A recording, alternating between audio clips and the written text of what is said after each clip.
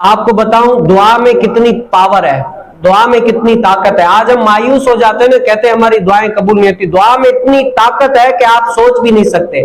آپ نے حضرت سیدنا سلیمان علیہ السلام کا واقعہ پڑھا ہوگا، علماء سے سنا ہوگا، قرآن کریم فرقان حمید میں تفسیر میں یہ واقعہ بھی آپ نے پڑھا ہوگا، علماء سناتے رہتے ہیں۔ آپ کو پتہ ہے آصف بن برخیا جو تخت بلقیس لے کر آئے تھے، سب لوگوں نے کہا کہ ہم 1 منٹ میں، 1 دن میں یا آدھے گھنٹے میں لے کر آئیں گے، لیکن آصف بن برخیا نے کہا کہ میں تخت بلقیس پلک جھپکنے سے پہلے لے کر آؤں گا۔ اب آپ سوچیں پلک جھپکنے سے پہلے کیسے لے آئے، اتنی جلدی کیسے؟ کیا اٹھا کر کوئی چیز بندہ جاتا ہے تب بھی 1 سیکنڈ تو کیا 1-2 منٹ لگ ہی جاتے، لیکن پلک جھپکنے میں 1 سیکنڈ بھی نہیں لگتا۔ اتنی جلدی تخت بلقیس کیسے حاضر کر دیا؟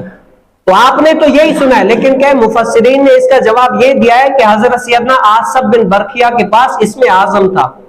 اسم اعظم اس کو کہتے ہیں کہ اسم اعظم یعنی ایک ایسا وظیفہ ہے، ایک ایسا ورد ہے جس کو پتا چل جائے کہ یہ اسم اعظم ہے، اگر وہ اس کی ذکر کرتا رہتا ہے، پڑھتا رہتا ہے، اس اسم اعظم کے ذریعے سے اگر وہ بندہ دعا کرتا ہے تو رب تعالیٰ اس کی دعا فوراً سن لیتا ہے، وہ کام ہو جاتا ہے۔ تو آصف بن برخیا کے پاس کیا تھا؟ اسم اعظم تھا، وہ اسم اعظم کا ورد کیا کرتا تھا۔ جیسے ہی سلیمان علیہ السلام نے کہا، فرمایا کہ تخت بلقیس لانا ہے، آصف بن برخیا نے کہا میں پلک جھپکنے سے پہلے لے آؤں گا۔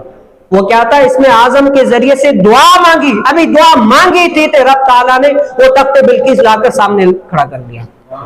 یہ کیا ہے؟ اللہ کے ذکر کی وجہ سے۔